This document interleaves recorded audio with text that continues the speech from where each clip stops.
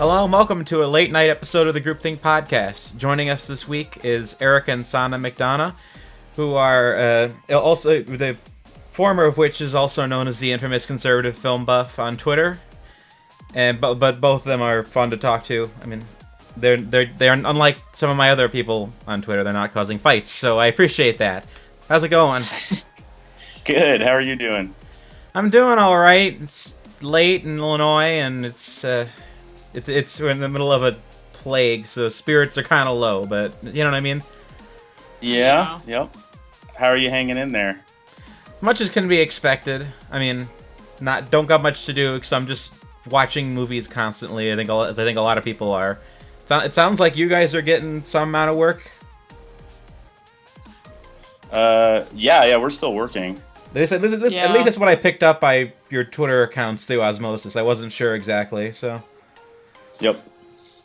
Yeah, we're both working from home, and we're both sitting at the same kitchen table, each with our own computer. So it's kind of interesting times. Yeah, it's fun, but then, I mean, this time of night is always a little weird because we've just put our son down, and usually when he falls asleep, it's like, oh, we're kind of sleepy too, but then again, like, we like to have some evenings, so we're just like, okay, I've got to get a couple hours of doing something else.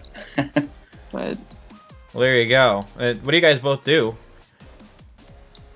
I'm a graphic designer, and I make signage. I work for a branch of Haynes. And I work as a paralegal at a mass tort law firm, so Nice. It's not the most exciting work, but it pays the bills, so what can you do? Well, there you go. I mean, I know you guys also either did or still do a film podcast. Is that still a thing on your radar at all, or? Yeah, we try to get in an episode a month because we're pretty casual about it. Yeah, it's called The Movie Shelf, and the whole idea behind it is that we just pick a movie off our shelf and talk about it. So it's pretty laid back, but we try to have fun with it. Yeah, and I guess we're not extremely strict about it being off the shelf either. I mean, we do like to collect a lot of things, but sometimes we do something that's streaming. So. Yeah, it's just the one only rule we gave ourselves. And it didn't take too long to break it, so it wasn't really that strict of a rule anyway. Well, there you go. So, like, what have you talked about on it? How long have you been doing that?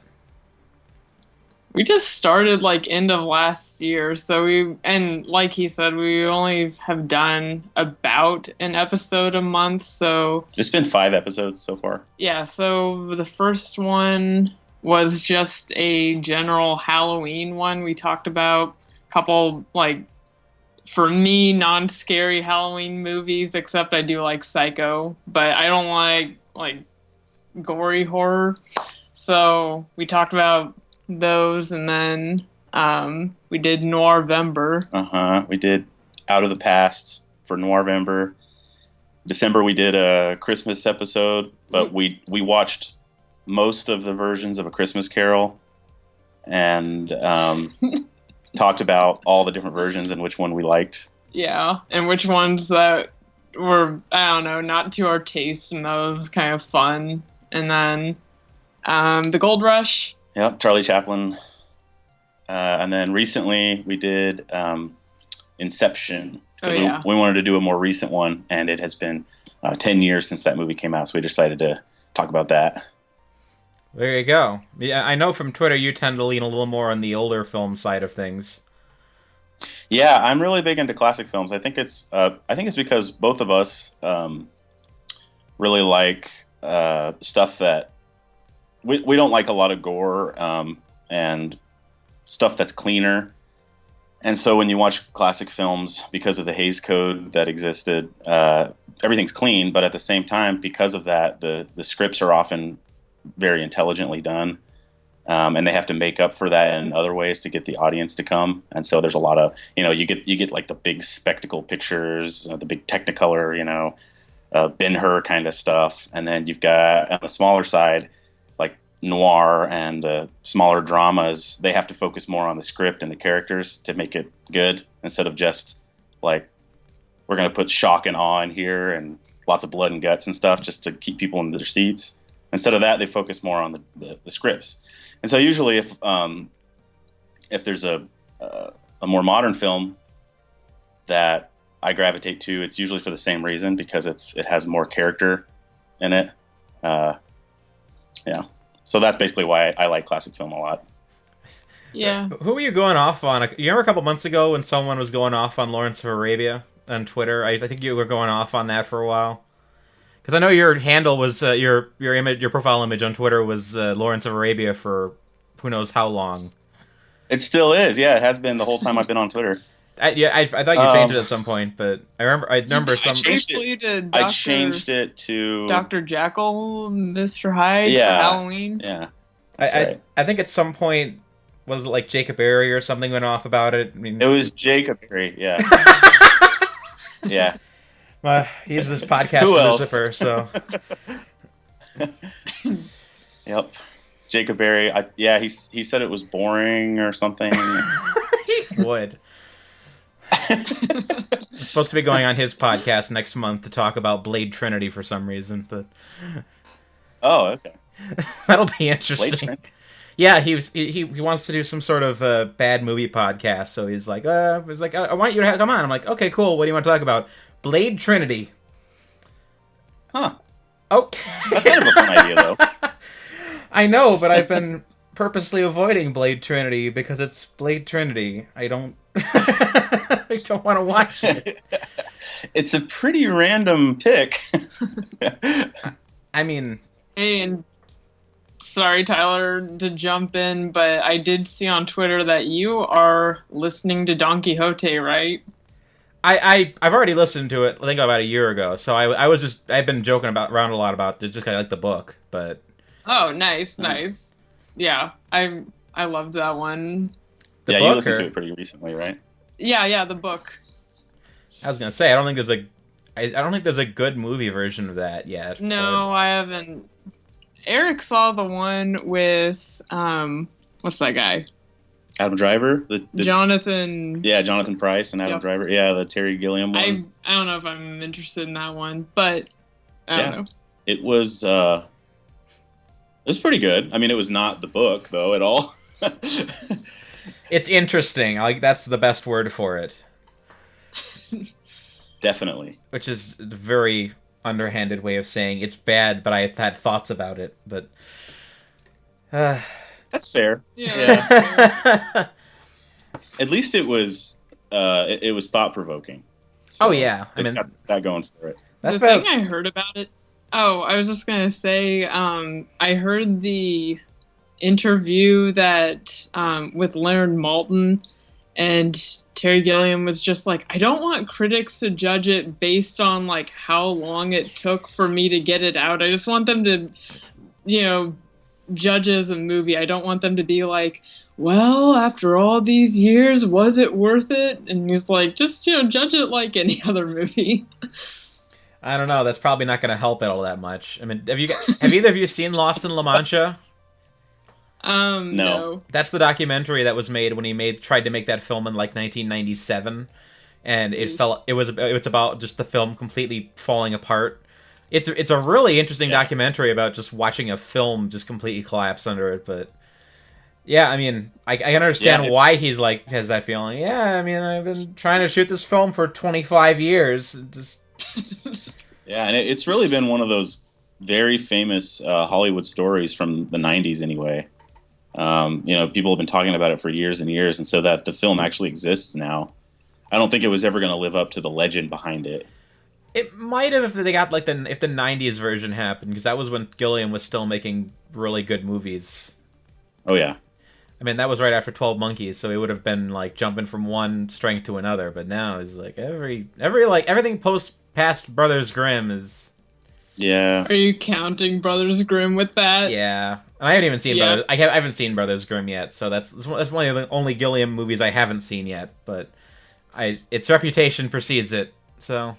That was the first Gilliam movie I ever saw, and it was I know, and it was when I was younger, like maybe, I don't know, early high school, and we just thought, oh, fairy tales, because I have a house of three sisters, and we're just like, this movie's gross and the stupidest movie I've ever seen. I don't really remember much about it, but I will probably watch it again someday just to. But I've seen other movies of his, and other than the gross out factor, they're pretty good. Everyone has to start with Monty Python and the Holy Grail. That's the one you have to watch just to get him. And it's also probably his least overtly blasphemous film, but Yeah. at least overtly. But Yeah. We like Brazil, though. Yeah. Oh, yeah. Brazil is one of our favorites. Except there were parts that, like, the plastic surgery lady that Eric's like, okay, don't look if you don't want to be grossed out. Yeah. that gets so bad. That gets so bad. Yeah. But he's interesting. We'll give him that. Well, that was when he was interesting, and he had money and talent behind him. Now he does. Now he doesn't. Now only has one of those things. Yeah. Did you watch Zero Theorem? No. That I was. still have to watch several of his movies. All right, that was his movie, right? The last movie he made before Don Quixote, and it's basically his ode to nihilism. It's a very strange movie, but He was a very strange guy. well, yeah. I mean, he was a '60s hippie and the only American to join Monty Python. So, Mm-hmm. Yep. but And now he has renounced his citizenship, right? And he just lives in the UK now. he might actually live in Spain, but I think he might have done that for tax purposes, just because he wanted to live. Okay. I mean, it wouldn't surprise me if the guy was just like, "Oh man, George Bush, I'm no longer American," but you never know. I think he did that, but I could be wrong. That's just he just does that for his day hobby. I don't know if he did that for political purposes though. So, oh yeah, freaking America, am I right? But yeah, it's the IRS. Anyway, did you end up seeing the eclectic movies article I put up a couple days ago? No, I don't think I saw it. All right, because I was talking about what we wanted to talk about when on the podcast the other day, and I was saying let's talk about like our movie watching habits during the middle of the plague, and I ended up just kind of journaling on Ethan's blog a couple days ago, just spitting out my thoughts on all the movies I'd watched. Oh, so yeah, I think I did see that actually. Just like your the Blu-rays that you were catching up on during the quarantine. Yeah, it's an excessively large pile. It's kind of depressing. I don't know if... Yep. Unfortunately, it's not shrinking as fast as I hoped it would, unfortunately. Take some time. That's what happens when there's about 50 DVDs on your desk at once. What was the one that you said that you saw yesterday and were disappointed by? I remember seeing a tweet now. I don't remember what it was now. Tenacious D and the Pick of Destiny. Oh, right. I've never seen that. I actually Don't saw watch that when it. was new. Oh my goodness, I'm sorry. I only watched it because I like the song Tribute by Jack Black. I mean, it's a cute song. I want to watch the movie it's from. Oh, it's from this movie called Tenacious D. Oh, it's going to be like a cute rock and roll movie. Oh, no. Not at all. Yeah, it's like, it's dumb enough that if they had removed all the F-bombs, it'd be a really cute kids movie, but they kept in like the most grotesque jokes. So I don't know who the heck it's... Like that. I don't even know who it's for. Like... Oh, those are the best kind of movies, the ones that have no audience, because it's like, okay, it's dumb enough that no one should watch it, and, I mean, vulgar enough that, I don't know, just really, really stupid adults, I guess, is who it's for. You'd think they'd want to get, like, the School of Rock people on board or something like that. Like, oh, I like that School of Rock movie. I want to see another music movie with the Jack Black person in it. And then you realize you can't show it to your kids. So... Yeah, it's a disappointment. And the funny thing was... In all honesty... Oh, go ahead. Go ahead. I was going to say, I turned around and immediately watched Jack Black and Bernie this morning, so I just washed my eyes out with bleach, but... Never seen that one either. No, I haven't seen that one. It's an amazing Richard Linklater movie. It's so good. I mean, there's a little language in it, but it's an amazing movie. I'm glad I watched it. It's like night and day after Tenacious D. Although the funny thing is, I'm pretty sure Jack Black gave exactly the same performance in both movies, so which is kind of what he does. Funny. Yeah, the only movie I think he maybe wasn't himself as much that I've seen anyway was that King Kong one. I was gonna say he's kind of like playing like Orson Welles in that movie. Weirdly enough, he's just kind of playing like, Yeah. but I don't know what he's trying to do exactly. But other than that, it's like School of Rock, Nacho Libre. It's always the same kind of character in all these movies. Yeah. So I listened to an episode of the Conan O'Brien podcast I'm where sorry. he was a guest, and I was, oh yeah, I was just gonna say. I just heard. Oh, I just listened to Conan O'Brien. I said, I'm sorry, but I'm sorry. Go ahead. I'm sorry. Well, no, that's okay. Those episodes are hit or miss. They sometimes have funny parts, but that one was a miss. It was like I thought maybe it'd be funny, but it wasn't. But I don't know. There's something else I was going to say, but I don't remember. Yeah, didn't you say that it seems like with that podcast, which is actually a pretty good podcast, but it seems like when it's a guest that's supposed to be funny, it's not? Well, yeah, sometimes like I'll be a little bit disappointed. Like Jim Gaffigan was a guest, and it was okay. It wasn't my favorite, but then there's one recently that was really funny. I don't remember. Will Arnett, right? Yeah, that one was a really good one. But anyway. I could see that kind of thing being fun if it's just them laid back and hanging out. But if they're trying, it's... Comedians aren't funny anymore when they try. Well, it was... They made a pretty funny observation in that one because Conan said, like, his dad was like, oh, I see what you're doing. You're just earning your living one yuck at a time. So basically he can't ever rest on his laurels if he goes out in front of an audience. They're not just happy to see them. They're like, hey, what have you got for us? And if he tells a joke they don't like, he gets nothing. So unlike other actors where it's like, if they like you, you don't really have to do all that much. There you go. And that's probably good encouragement. I know. Well, they like me. They just don't like me enough. So I have to actually work for a living. Exactly. So what else you guys been listening to and watching during the plague? I don't know. Do you want to talk about your article first, or we can? Sorry I interrupted. No, it's fine.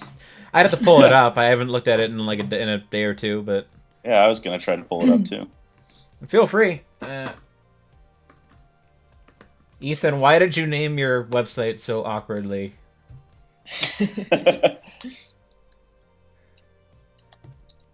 His name's not Ed, it's Ethan. I know. I gave him crap the first time I had him on my show. He was like, "Why did you name it this?" Did he have a good answer? He said that was the joke. So thanks, Ethan.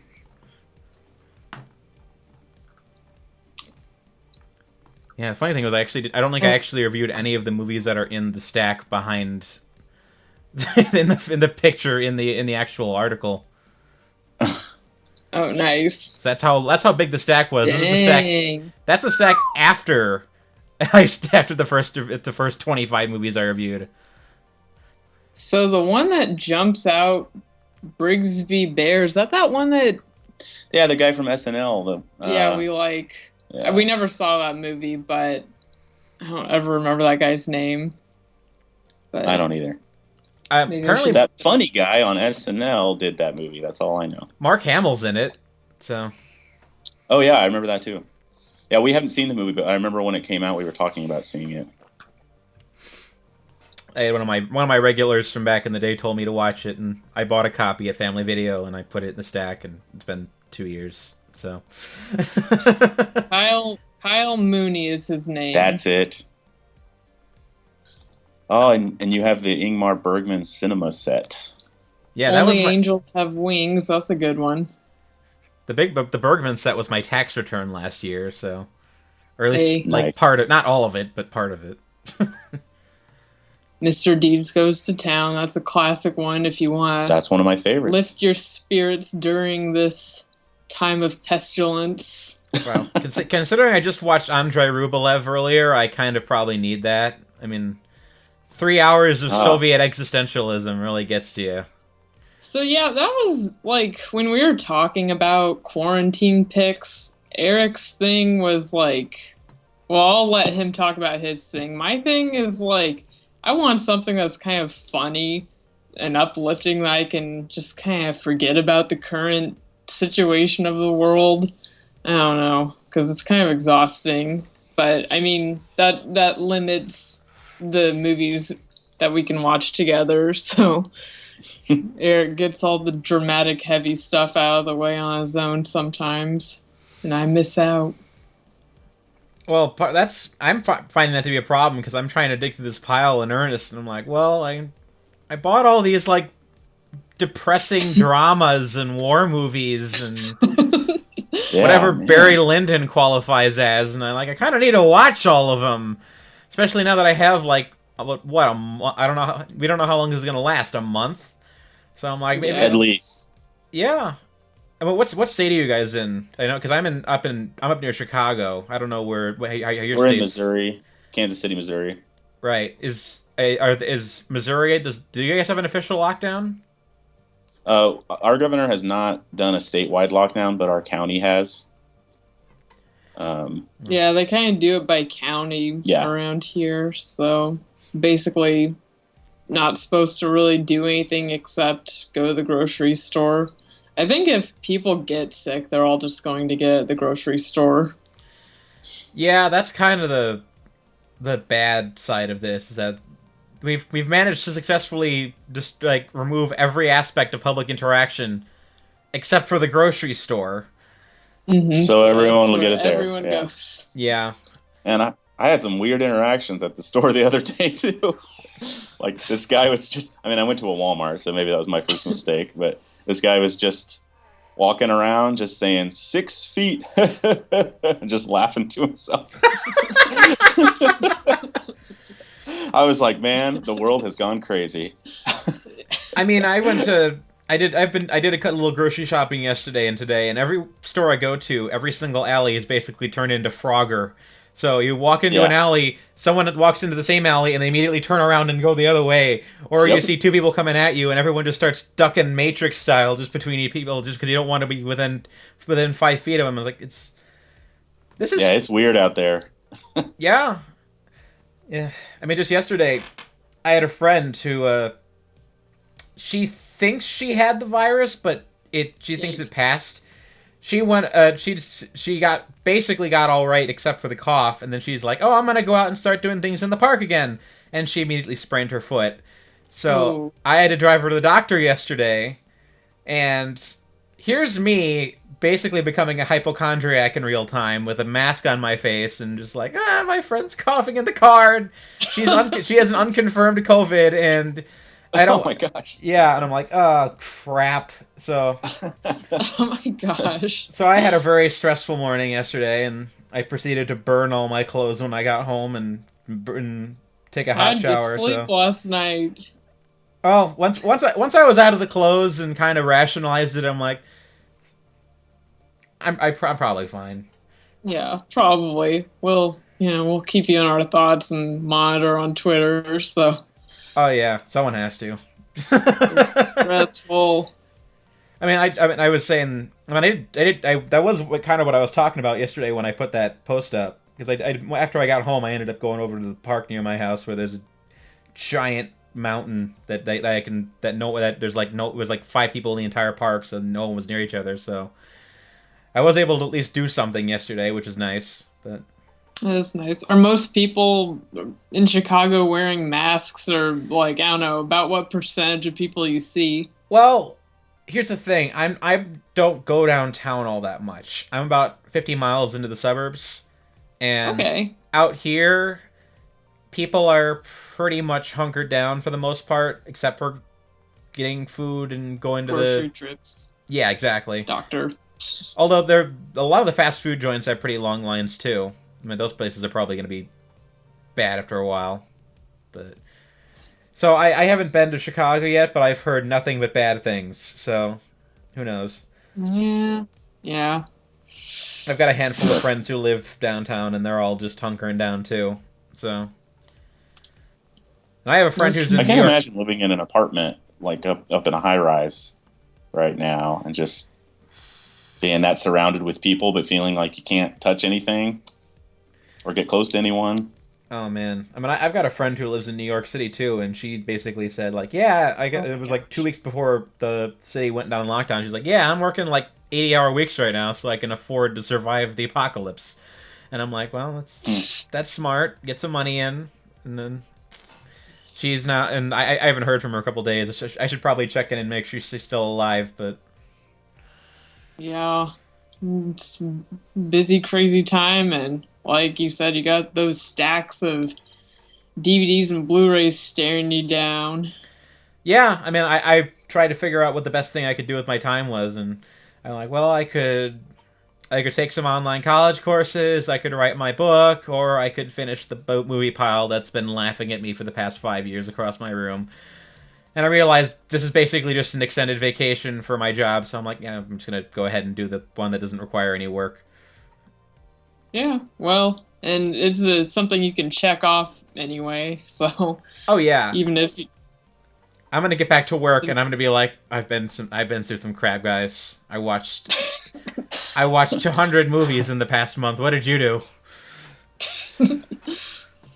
I know there's like one movie on our list or on our shelf that we've had for... I mean, there's more than one, but there's one that I remember because I keep wanting to watch it. It's Charlie Chaplin's Monsieur Verdoux. I'm not pronouncing it right, but that's one that I want to watch and haven't yet. Yeah. And then we got his new one, The Circus. Oh, yeah. Haven't seen and it. we haven't watched it yet. So if you're a Blu-ray collector, it's pretty much guaranteed that you have a bunch of movies that you haven't watched. Because it seems like everyone I talk to has the same problem. But you just keep buying more, and then the ones you haven't watched get farther and farther back.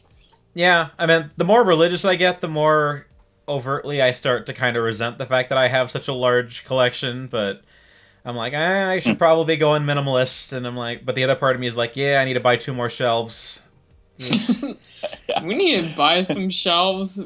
Like, we moved into a house like about a year and a half ago, and we had some help, which was great moving, but the people helping us just kind of like weren't very careful and it broke our shelf, so we just have our DVDs in boxes, and it's sad because Eric likes to display them. The DVDs are in a box, but the Blu-rays are on a built-in shelf in the closet. So, but not on display. They're not displayed, and yeah, I am sad about that. I'll send you a photo of the stuff I've got shelved after this, because it's all my best stuff is on a shelf, and all the stuff that's not my best is just sitting next to it. Yeah. Speaking of, you said the more religious you get, we were listening to one of your recent podcast episodes and heard you mention the fact that you have 2, or I don't know if it was 2, but a couple of very Mormon friends out of Salt Lake City. It's like, hey, that's like us, except we're not in Salt Lake City. Yeah, I mean, one of my best friends in high school went out to BYU for her college, and she ended up getting married and moving to... actually, I think it's Provo, not Salt Lake City, but... Yeah. All the population runs together there anyway. Yeah, exactly. So, yeah, I mean, about 2 years ago, I flew out and visited her and got to meet her husband, and that was nice. Yeah, that's awesome. Cool. Yeah, I mean, the best part of... Well, I don't want to say the best part, but it was fascinating getting to see all the stuff there.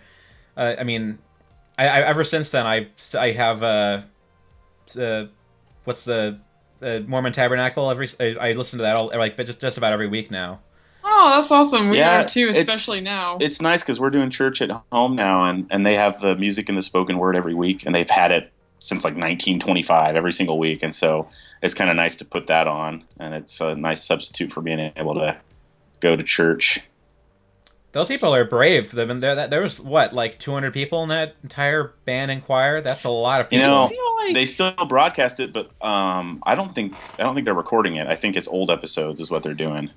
Okay, because there's like 350 people in the choir, and they're all standing right next to each other. We were wondering about that. There's no way they'd be able to do that. Social distancing edition. They do the broadcast. They just say 5 or 6 of you are not going to be coming in. We're just going to be separating you across the thing, and it's going to be a much smaller group than usual. But good grief, I can't. I was like, how are they still doing that? But yeah, they have the broadcast live still, but I think it's old recordings. So not live, maybe. Yeah. Well, I mean, by live, I mean they broadcast it on the channel the time it's supposed to be broadcast. But yeah, I mean that's still a shame if that's going out too. Yeah, I know. It seems like everything is, and I mean, we, like you said, we have no idea how long this will last, but I think we're all excited for things to eventually go back to some semblance of normal. Yeah. So I was gonna say, how is your church handling not being able to meet all that immediately? Are you guys doing like Facebook stuff at all, or because my church started just broadcasting on Facebook? Oh, are they? I know a lot of churches are doing that. I think our daycare providers do the same thing. Our church actually a couple of years ago introduced a study at home program, and it was basically this. They came out with this.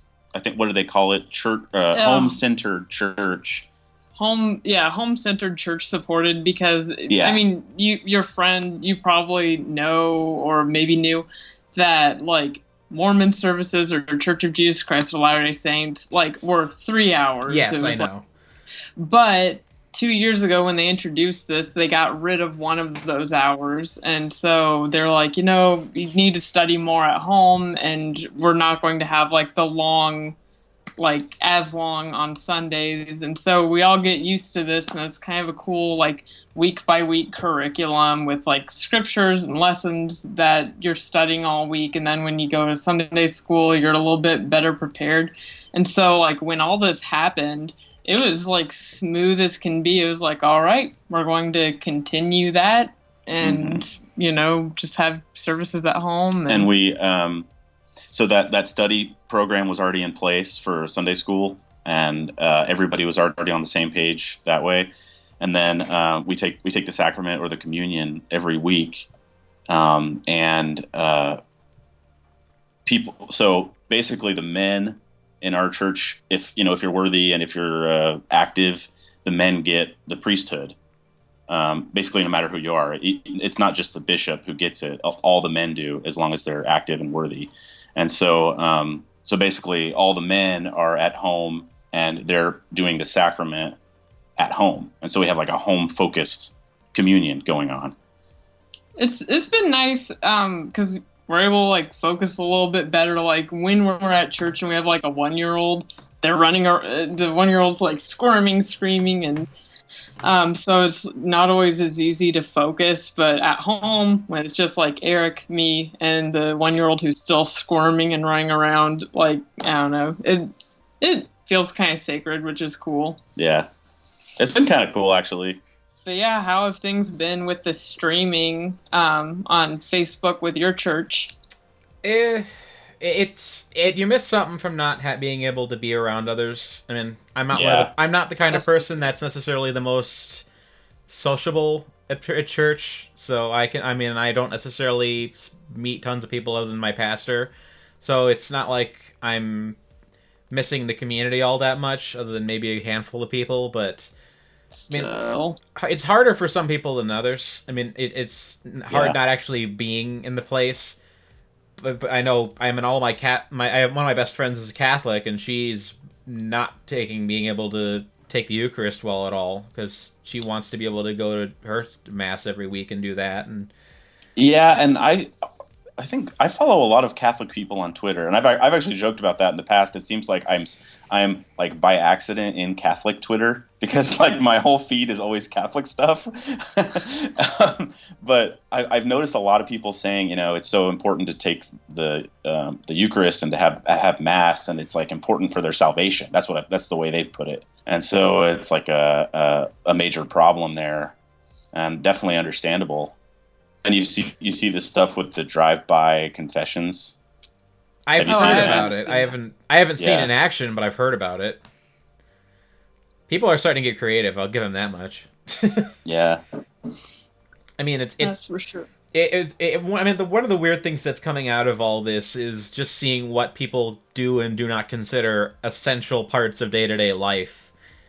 I mean, like, oh, it's like, you go to church, you volunteer. Oh, that's not essential. You need to stay at home. I'm like, okay, fine, but that's fine for 2 weeks, but Yeah. My gosh, the thing you posted today, like that you saw with like the seeds, like the Walmart saying, Vermont has said these are not essential purchases, and it's like, oh my gosh. yeah, that's kind of terrifying. Like, I don't know where that photo came from explicitly, but the idea, I know Vermont's been like, oh, we're gonna just like shut down like non-essential goods in addition to non-essential services. So if you go into Walmart and you're like, oh, I want to buy a Lego set for my kid because they're acting squirrely and I need something to give them to do.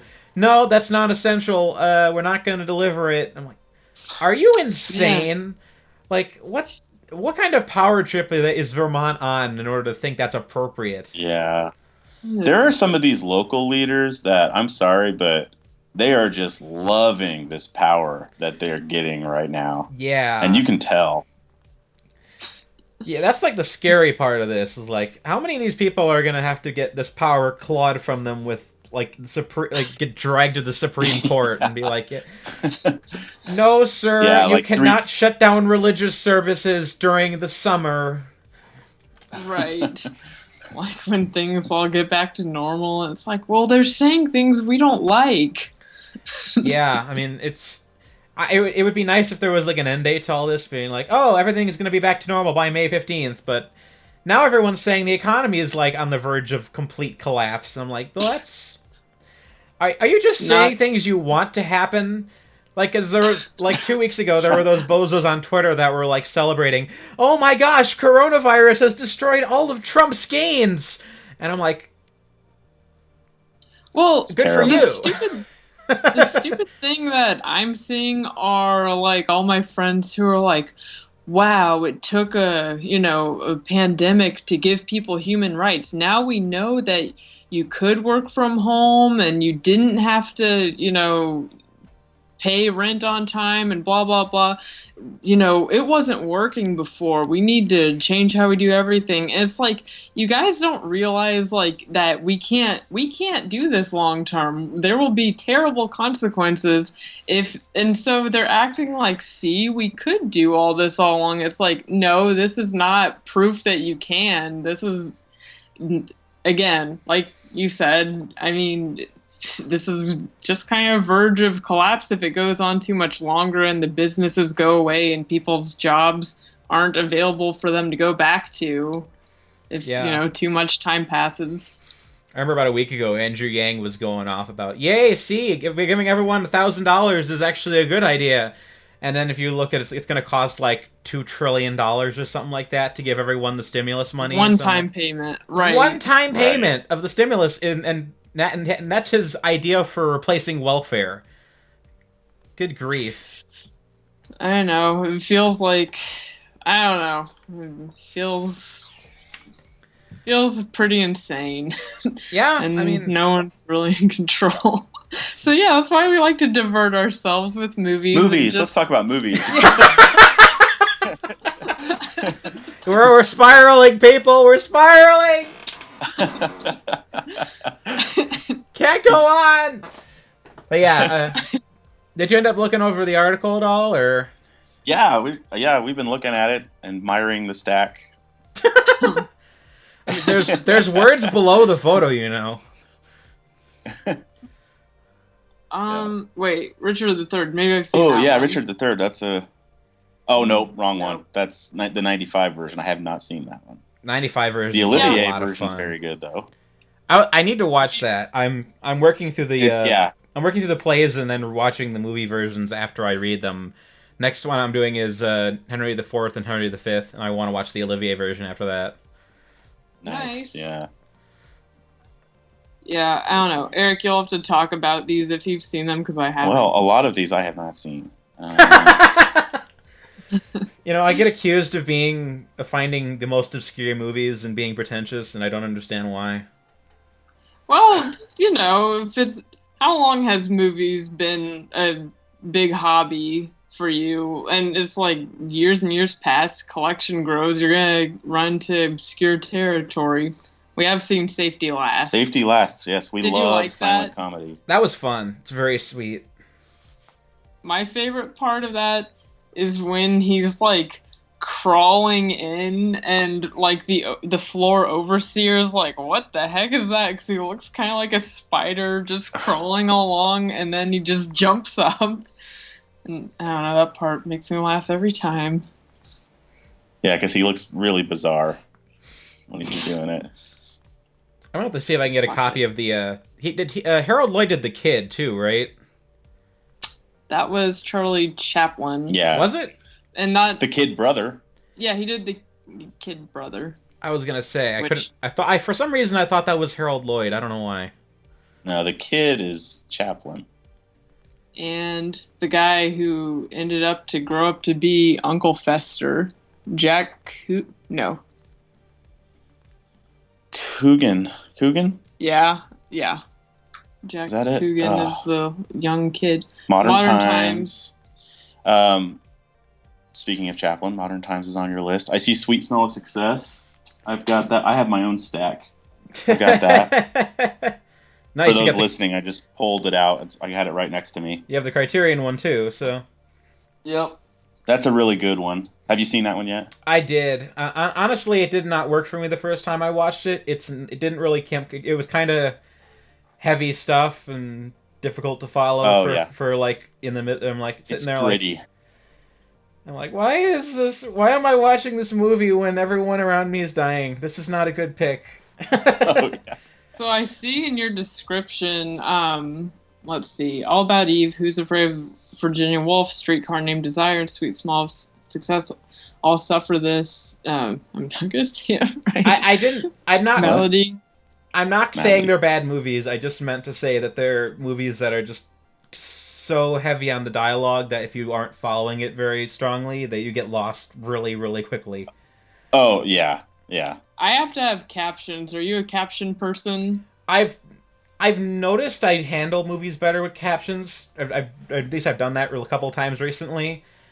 I should probably try watching one of these movies with captions and see if that helps. But I think these are the kind of movies that would help if I just kind of like strap myself in the chair, Clockwork Orange style, and watch them in a movie theater. I did that with On the Waterfront, and then every time I've watched it since, it's been fun. Oh, that's a great movie. Yeah, Yeah. Sweet Smell of Success is one that you watch for the dialogue because it's got that awesome hard-boiled 50s noir dialogue, and a lot of great one-liners come from it.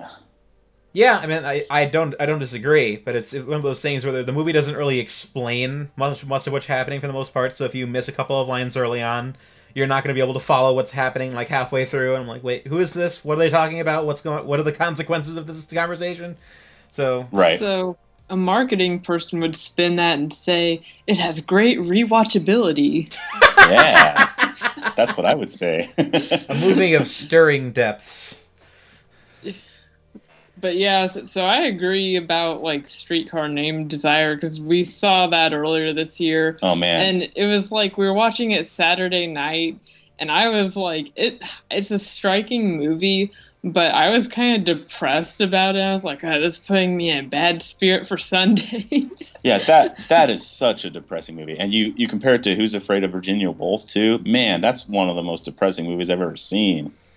Yeah. All About Eve I kind of like, because I like Addison DeWitt. He cracks me up. What's his name? The actor's name? I don't know. He plays Shere Oh my gosh, Khan. don't ask me questions late at night. Okay. What is his name? George Sanders? Yep. Yeah. I watched that a year Yeah, ago. he's I great. don't remember. I love the He's beginning great. of that, but yeah, I think you were right to kind of class them all together because they're kind of similar. Yeah.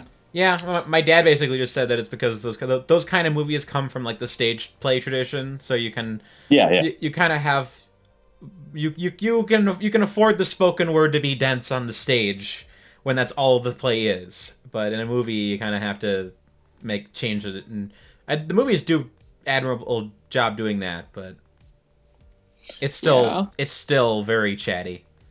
Mm-hmm. And maybe like not the most realistic dialogue.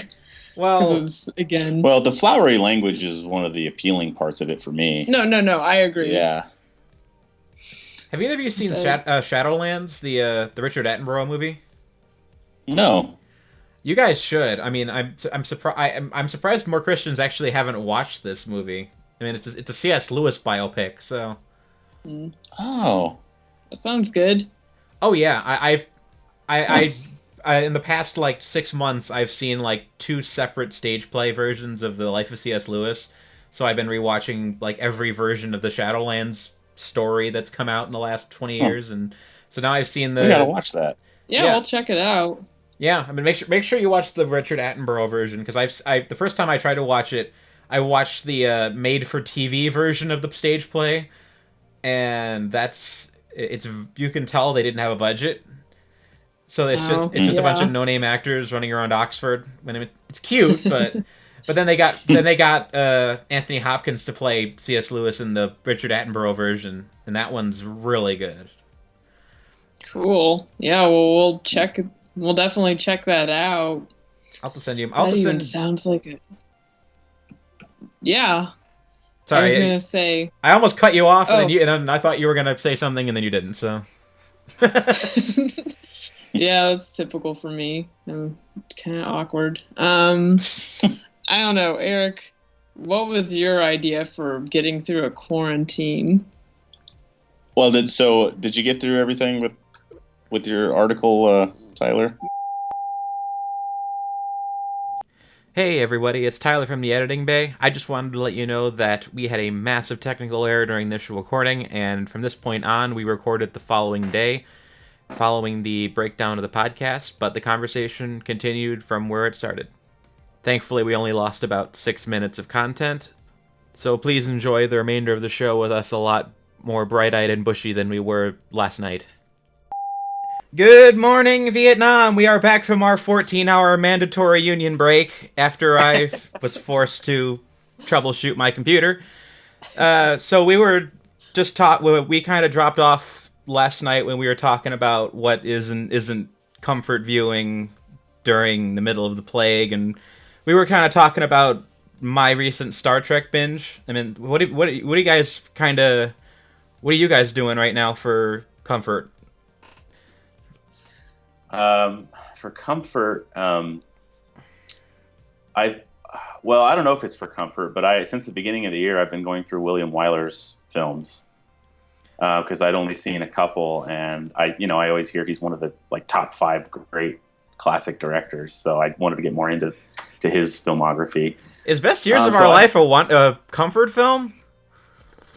That's why I don't think it's really a comfort thing, but it's something that I've been able to do just to kind of, I think it's comforting in a way to get through a list. So maybe it's like a different approach. Like for me, I want something that's uplifting, but for Eric, he wants a job. Like he wants to get through a list of some kind so, we can be productive. Yeah.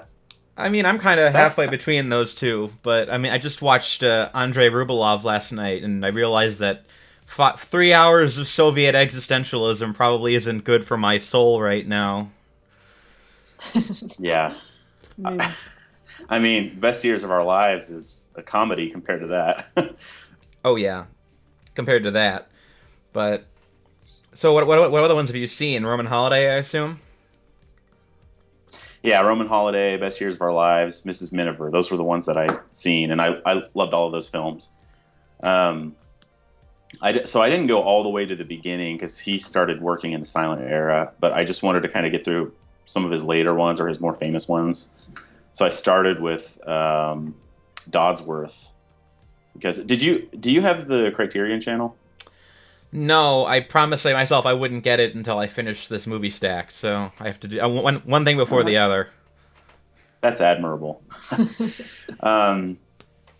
They had a William Wyler series, and that's what got me started on this. And they started with Dodsworth, and they had, I think, 10 films.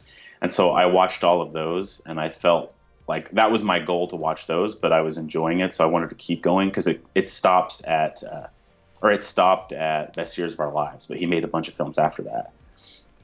So basically, it went from it had his filmography from Dodsworth, which is 1936, I think. Yeah, 36. And then it continued on to Best Years of Our Lives. And in that run, I mean, Wyler had a pretty good run there. So it's like Dodsworth, Dead End, which was a really great Humphrey Bogart role that I had never seen. Jezebel, Wuthering Heights, The Letter, The Little Foxes, and then Mrs. Miniver, of course, which I had seen. I mean, they were all really good. Some of them more so than others. Like I definitely came out of it thinking Dodsworth is one of Wyler's best films. And also The Little Foxes really was one that I'd recommend in those. And then most recently I watched Detective Story, which is a Kirk Douglas film it was really good. And I kept thinking that it was like Les Miserables because basically Kirk Douglas's character is like Javert, and he's a detective and he's very pure and he doesn't want anyone he doesn't have any tolerance for crime at all. And if someone has done something, they need to be punished for it. And so it kind of goes through his journey of how he deals with mercy, which is basically he doesn't deal with it. He's just all justice, no mercy. And so I think it was a great role for Kirk Douglas because he plays those kind of hard, tough characters really well. Nice. So yeah, that's been pretty fruitful. And like I said, just having a list to get through for me is comforting. Maybe I'm like left brain that way, but so in that way, last year I got through the AFI Top 100 list. Oh wow! So that's how I cope. Is I pick a list like a director or some famous list like the AFI list, and I just get through it. It's like the difference between the masculine and the feminine brain right there. It's just, I need to accomplish something versus I need to feel good right now. Yep. Did you see Sorry, go ahead. No, go ahead. I was going to let you finish your thought, but I was going to say, have you seen the Cold Blue from last year, which was the documentary that used a bunch of William Wyler's World War II footage? No, I didn't. Yeah, it was... What's it called? The Cold Blue.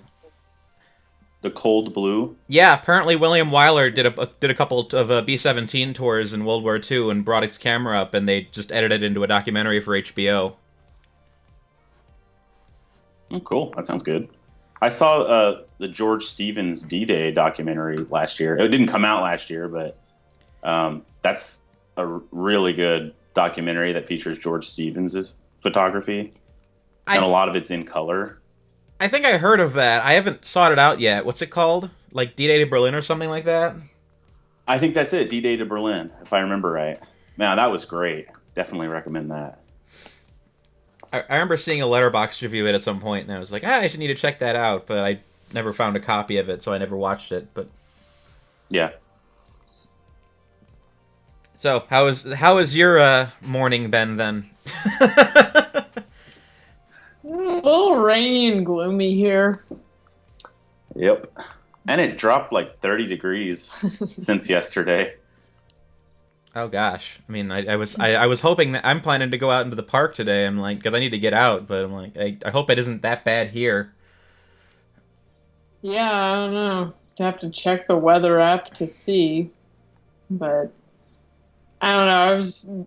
I'm glad I didn't go because I was just going to change the subject completely. So it was good to stay on topic with Wyler. But I was just going to say, so I have a couple of movies that I like. I don't know if they have broad appeal. I think they probably do, some of them anyway, but like the comedies.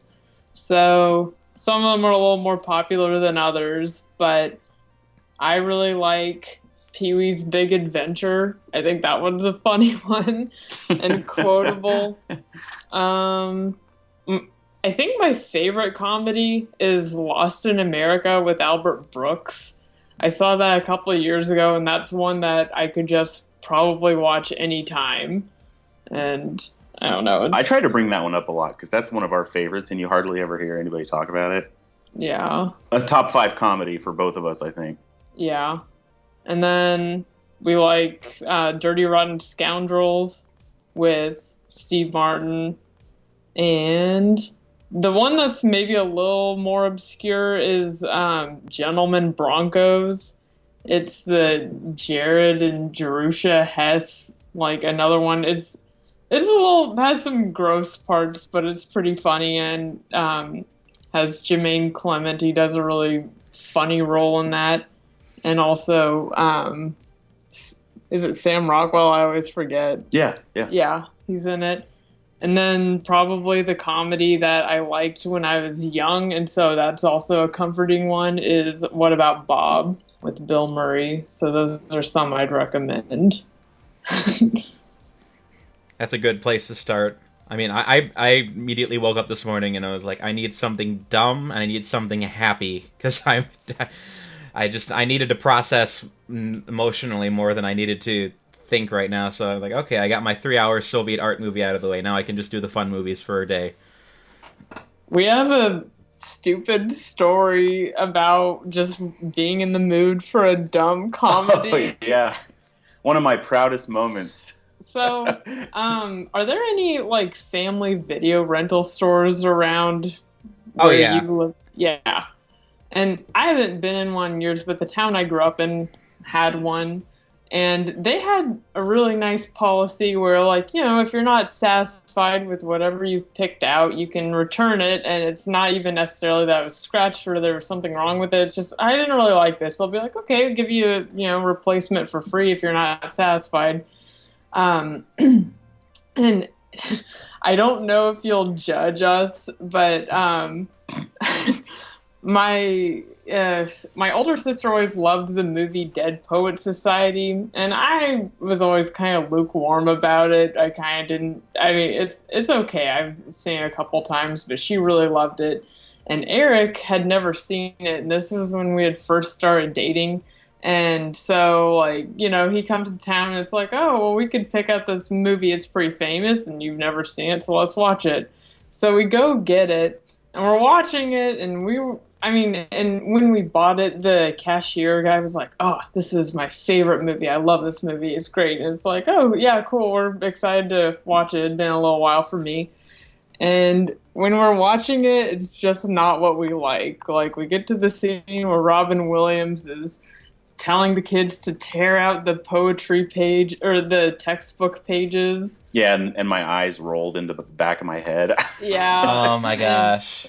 And so we were like, you know, we only have a short time together and this is just kind of a drag.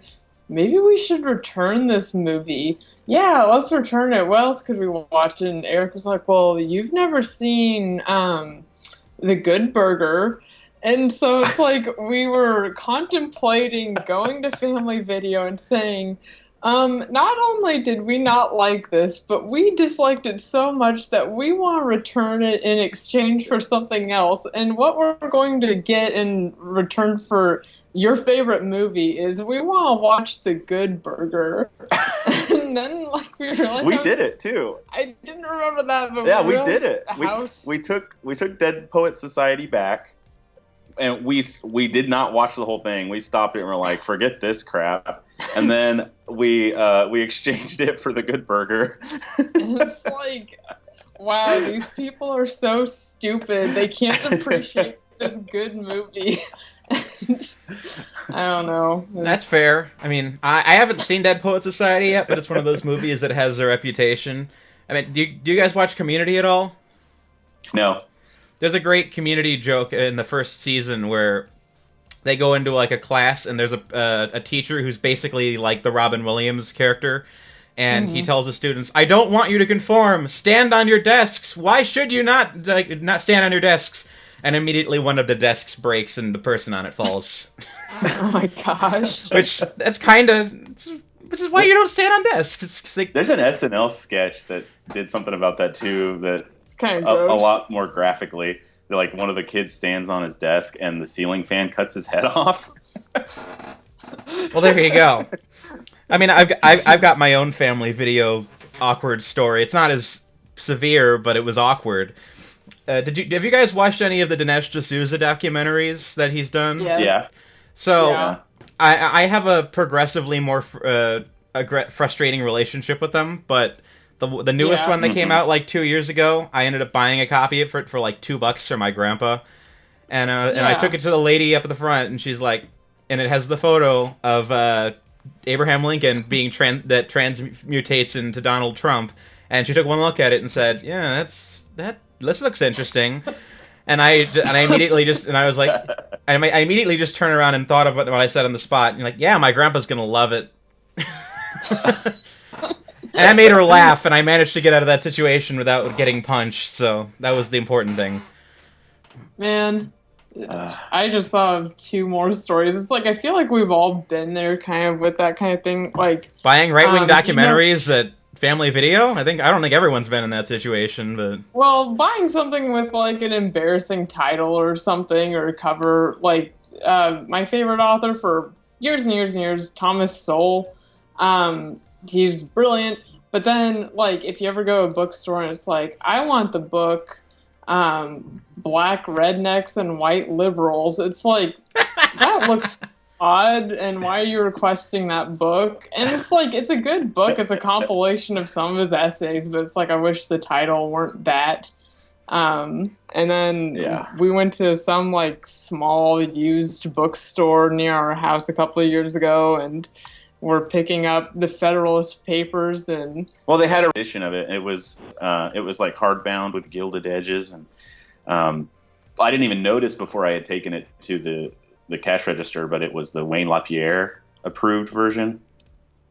So the president of the NRA. And the guy And I mean, it was a used bookstore, so obviously somebody had just dropped it off there. And so the guy that owned the bookstore was, I mean, as liberal as you can get, and he actually had a plaque on the wall of I think it was I assume it was a copy of the shoe that one guy threw at President Bush. Do you remember that? Yeah. Yeah, he had like a gilded copy of that shoe. And it said, the plaque said something like, in honor of the teachers' unions against Governor Scott or something. Yeah. So it's so we take our Wayne LaPierre version of the Federalist Papers up to this guy, and he checks us out and everything, but he's like, Wayne LaPierre. That guy's a murderer. And he's just like visibly angry. Your house is going to be haunted if you have this. I'm not the kind of guy who likes to provoke, but that's the kind of guy I'd want to walk up to with like a copy of the Federalist Papers with a foreword by Oliver North and Roger Stone, and just being like, I want you to pay to ring this up. And just watch his eyes roll back into his head. Yep, that's the charm of being a used bookstore. You don't like control. I mean, I guess you control everything that you choose to sell there, but I don't know. It's funny. Sometimes it goes against your own views. Mm-hmm. I have a friend who lives out in California, and her nearest used bookstore is run by an elderly communist. So every time she goes in there, she's just trying to find books to. Yeah, she's just picking. She's going through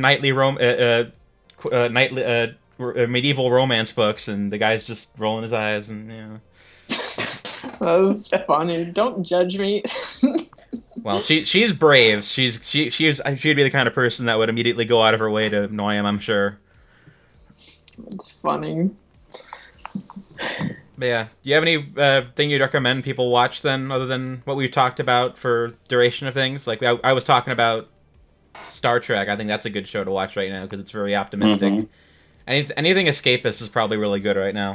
Yeah, we watched Tiger King just for the escapism factor. I haven't seen Tiger King, but people won't stop talking about it. It's truly wild. I mean, you don't know what you're getting into. The people's lives are just insane, and the way that the show is structured, it's actually done pretty well because, like, you start off on the first episode, and when you're watching the first episode, you're thinking, these are the craziest people I've ever seen in my life.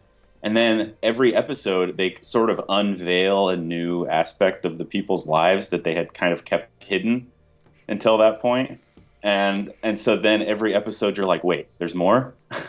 But like, they talked about that on Glop recently, right? I think so, yeah. Rob Long pointed out that was too long, and definitely we both agreed it goes on too long. But that's typical. Well, that's I think Netflix. that was on commentary. Oh, was that on the commentary podcast? Yeah, Yeah, one of those confusing Rob because Long, one of his J-Pod, podcasts. yeah. Yeah. Well, that's Netflix right there. They're always 3 or 4 episodes longer than they should be. Exactly. And they were right, because it's like it kind of peters out at the end. But I don't know. It's good to find like a show like Star Trek or something that's quality, or just a series like if you want to get through like spaghetti westerns or a director. Yeah, pick a genre, director. Yeah. There's the BFI list, the AFI list. There's that book, 1,000 Films to See Before You Die. That's a great resource. You've got time on your hands, and we have no idea how much time, so get started. Yeah. It'd be a good time to curate like a watching list of like happy movies, but I have been watching happy movies, so I wouldn't be able to help with that much. Oh. Yeah, the I'm gospel sure you have according some in your memory. the gospel according to St. Matthew. It's 2.5 hours of Italian neo-realist art movie but it's actually a really good Jesus epic though. Oh, really? Oh yeah, it's actually free on YouTube. Oh, cool. Probably just because it's lapsed into the public domain, but yeah. Can you guys blast out your Twitter handles real quick, and then I'll let you go back to work. Yeah, sure. So I'm at ConFilmBuff. Yeah. And I'm at Sannah McDonough. And It's a weird spelling, but our podcast is The Movie Shelf. All right, thank you. I appreciate you guys coming on so much. And I've talked to you both on Twitter a dozen times before this, so I appreciate getting to meet you finally. So yeah, it's good to meet you, Tyler. Take care of yourself. I fully intend to. Have a good day. You too. Thanks. Bye.